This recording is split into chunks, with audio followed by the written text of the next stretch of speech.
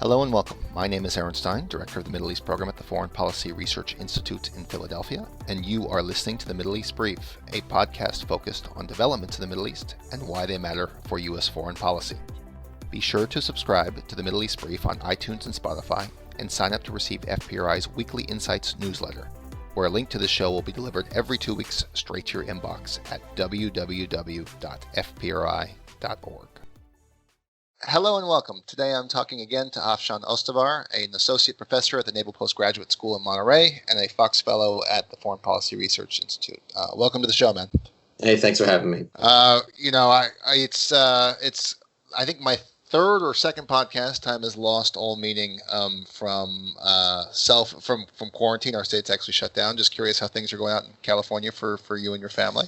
It's about the same. I don't know what day it is. Actually, I do. Thankfully, I teach, and that keeps me on schedule. But things kind of all blur together. But we still have the outdoors. So we're still able to go for walks and everything. But it's certainly discombobulating. Yeah, it's a new reality, and I think we're in it for a little while longer. But we're not going to be talking. Well, the coronavirus or COVID-19 is kind of hard to not talk about, even though I don't want it to be the focus of this conversation. I wanted to sort of dig into some of the news stories that have, in normal circumstances, would have been an extremely big deal, but have really just come and gone.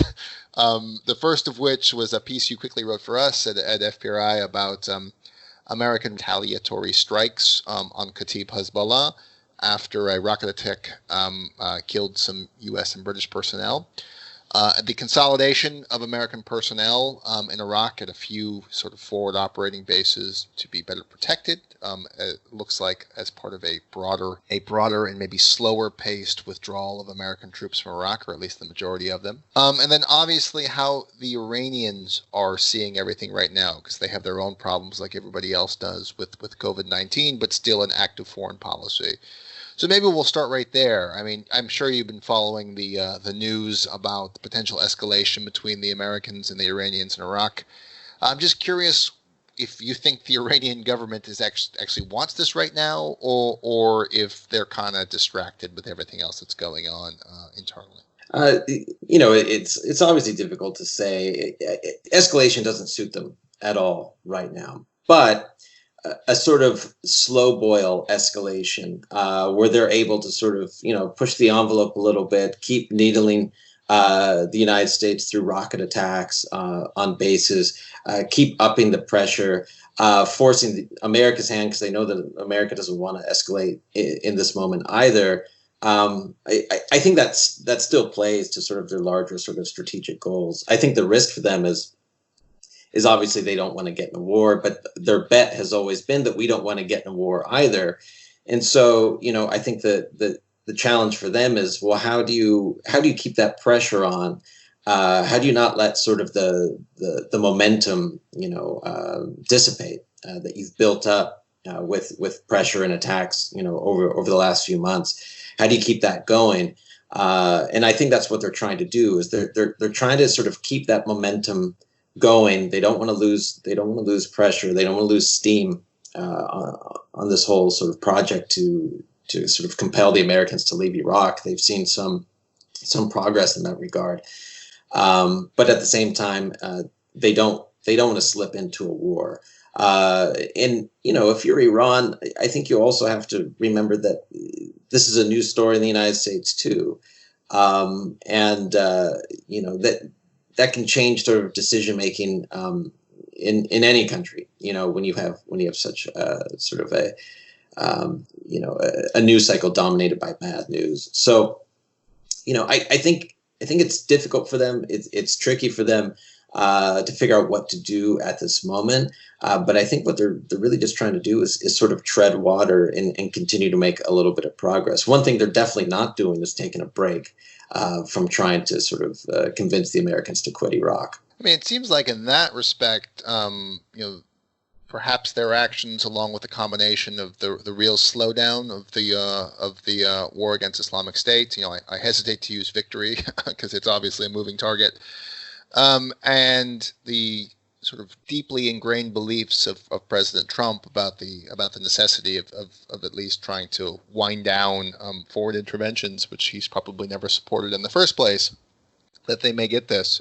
They may get some policy success out of this in terms of a significantly reduced American presence. But I do think the spiral. I mean, there was sort of the sharp uptick in government resources that are required to float the economy, to deal with the exponential spread of the virus, both in the United States and Iran, sucks bandwidth out of government. And so things that used to be, pet projects of top leaders maybe shunted to the side for now. So we've seen in Iran, or at least I have, and correct me if I'm wrong, that elements of the military, and I believe the IRGC, have been sort of pulled into duty on the streets.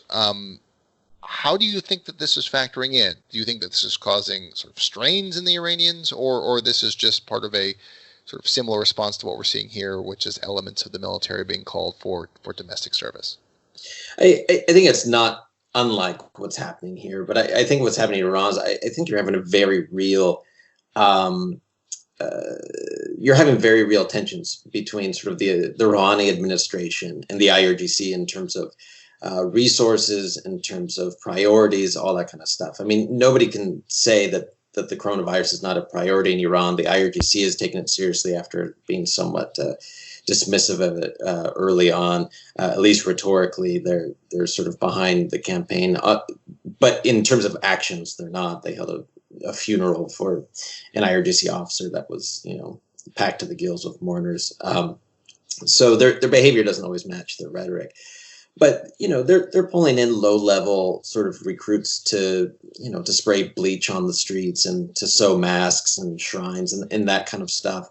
I think a lot of it is just kind of PR stuff. It's hard to know really how much of a dent they're making in this effort. But I also think that it's not all sort of a cynical ploy. A lot of the recruits that they're using to do this stuff come from the Basij volunteer paramilitary, which is essentially at some levels, not dissimilar from the Boy Scouts or the Eagle Scouts. So these people are already primed with a sense of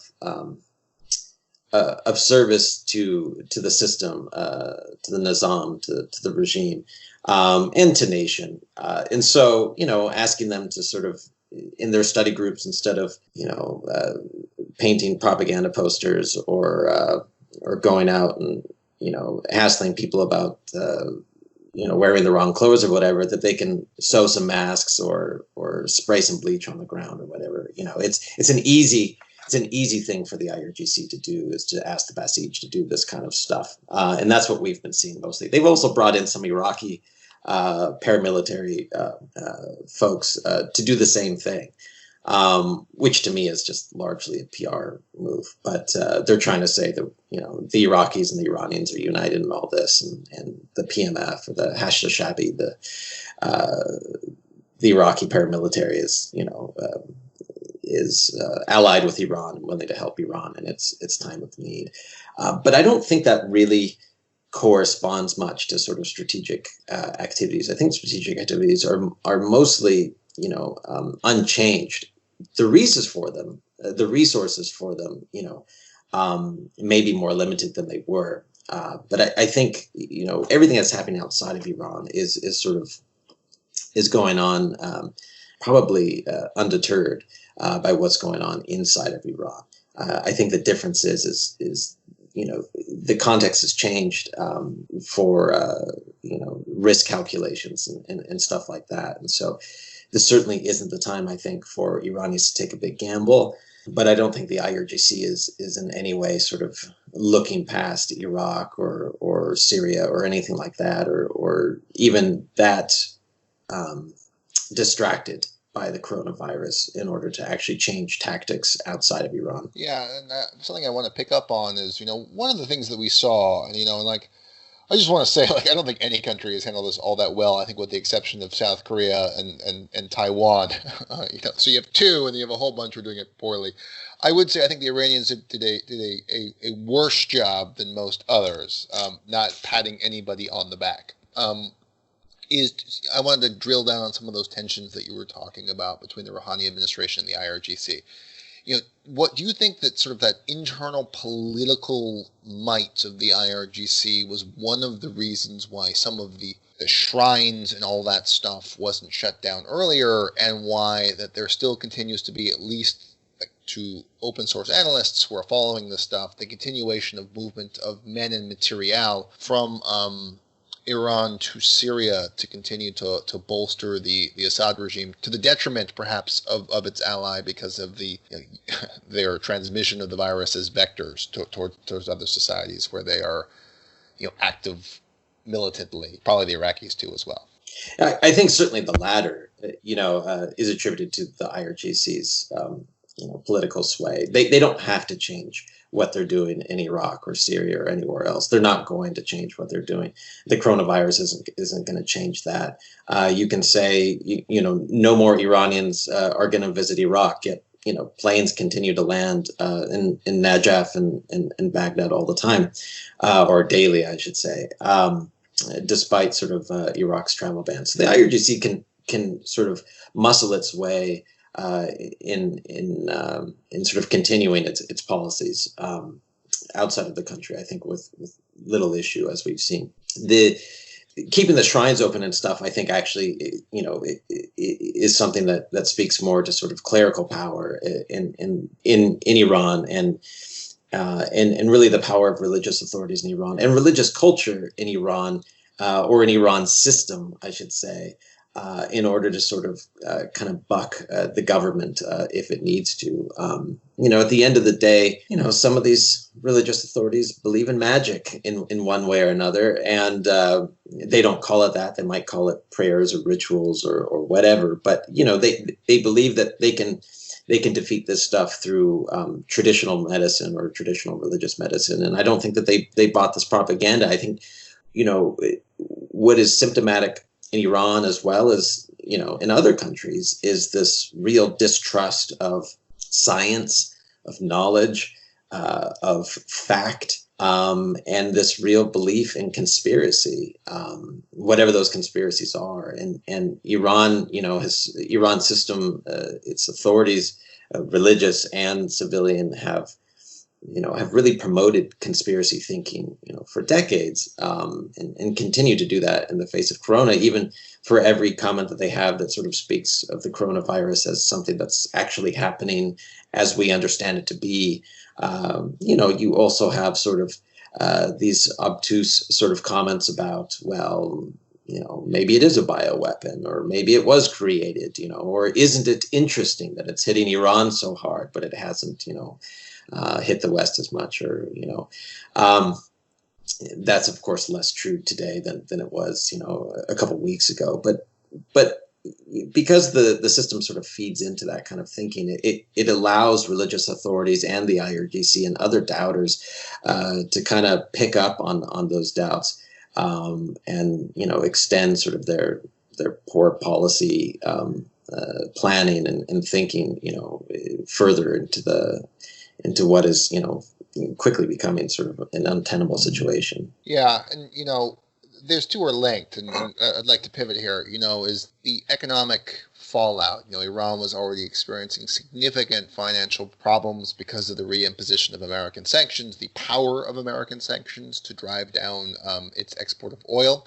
So in addition to the sanctions, now you have the concurrent, Saudi and Russian moves to continue to produce at a level, a significant level of millions of barrels per day, in addition to the obvious decrease in demand globally for oil. So you have sort of the perfect storm for the Iranian economy, where a lot of people are going to be in a lot of problems because of this virus, and its principal sort of driver of foreign currency is bottled up by sanctions and by decreased demand. And on top of that, so you still have American politics. You have maybe sort of the right of spectrum in the U.S. politics. Sort of, are they sensing an opportunity here to turn the screws even tighter? And then on the other side, you have the presumptive Democratic nominee for the president, Joe Biden, come out and call for a suspension of sanctions, or at least certain sanctions, to facilitate more humanitarian aid.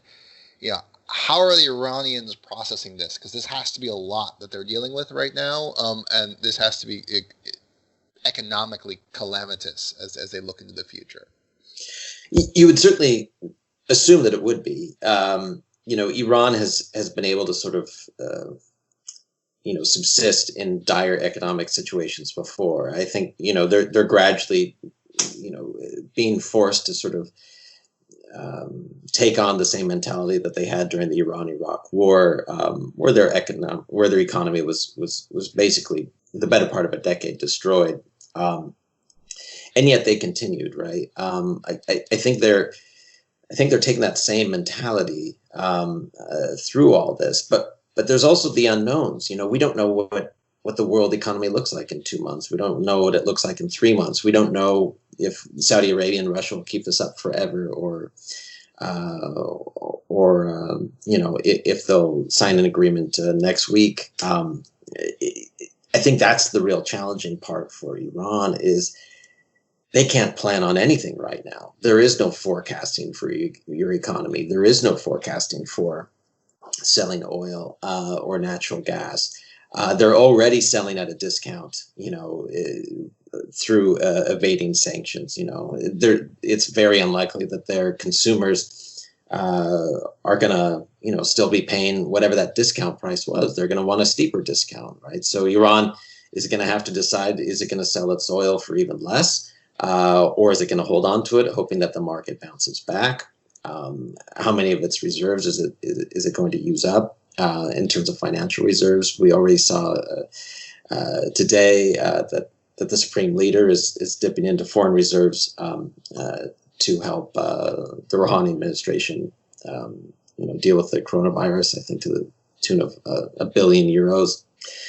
They're going to have to continue doing that because one thing that they haven't seen is any budging from the Trump administration in terms of relaxing sanctions, and they haven't given the Trump administration any reason to do so, right? If you take the Trump administration sort of, as it is, and treat it sort of as you know it to be, then having proxies, whether you have the proxies, launch rockets at U.S. forces in Iraq, or the proxies are doing it on their own, doesn't really matter. What matters is that, Iran and its allies are still saying that they're essentially at war with the United States. And you can't, on the one hand, launch rockets at U.S. forces, and on the other hand say, you're being really mean about these sanctions. Because you're putting the Trump administration, I think, into an impossible position. Because if there were no rockets falling, the Trump administration could say, if it wanted to, hey, listen, these sanctions are meant to be sort of political, but you're going through a rough time here. We all recognize that coronavirus is unique. We're going to relax on some sanctions as a goodwill gesture to help you guys out. But that doesn't change any of the sort of fundamentals about why sanctions were put on in the first place. They could do that. That there's an argument to be made there, and lots of people have made it. On the other hand, if you do that in the context of Iraqis launching rockets, Iranian proxies launching rockets at U.S. forces, then if you're relaxing sanctions, you're also suggesting to the Iranians that you're relaxing sanctions in part because of the pressure built up on U.S. forces, right? So you're kind of feeding the beast. In other words, you're feeding their strategy that's become a lethal strategy, right? And you're encouraging it. And that's obviously, something that they don't want to do. So I think while, I certainly have no problem with the idea of relaxing sanctions on Iran to help deal with the coronavirus, I think there's also an argument to be made of why politically that's not a good idea, or strategically that's not a good idea, because it sends the wrong signals to the regime, even if it sends the right signals to the Iranian people. It's complicated, right? But I don't think the Iranians are really playing this in any way to their benefit. They could so easily, I think, just change their tune and develop more international sympathy than they have. And I think that's always the great failing of the Islamic Republic, is how poorly they play the game of international relations. They really only have, they only have two messages, right? One is resistance, and two is whataboutism. That's all they have. Those are all the tools in their toolbox, and unfortunately, it doesn't serve Iranians well in a time like this at all. Well, maybe just the last question maybe just to summarize is that maybe the world is on pause.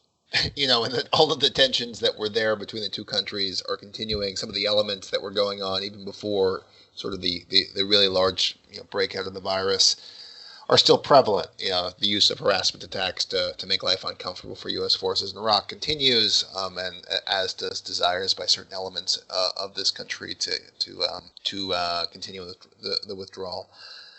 I guess just the final question here is where do you think this is going? Not the coronavirus itself, but sort of like this dynamic in American-Iranian relations.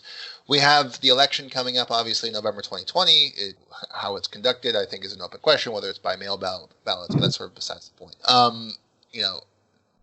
How will the Iranian government strategy, perhaps trying to wait out the Trump administration or to make the Trump administration so uncomfortable to appealing to the Europeans? Has any of that changed, or are we basically still in where we were a couple of months ago? We just have a virus layered on top of it. I think we're in the latter category. I mean, the one thing that you have to understand about the Islamic Republic, above all, they are optimists. They believe in what they are doing, and they believe that they're on the right side of history, and they believe that in the end they'll be victorious. Coronavirus or not, it doesn't change sort of their tactics or their strategy. I think just like other optimists, even in this country, they assume that this will go away and things will continue.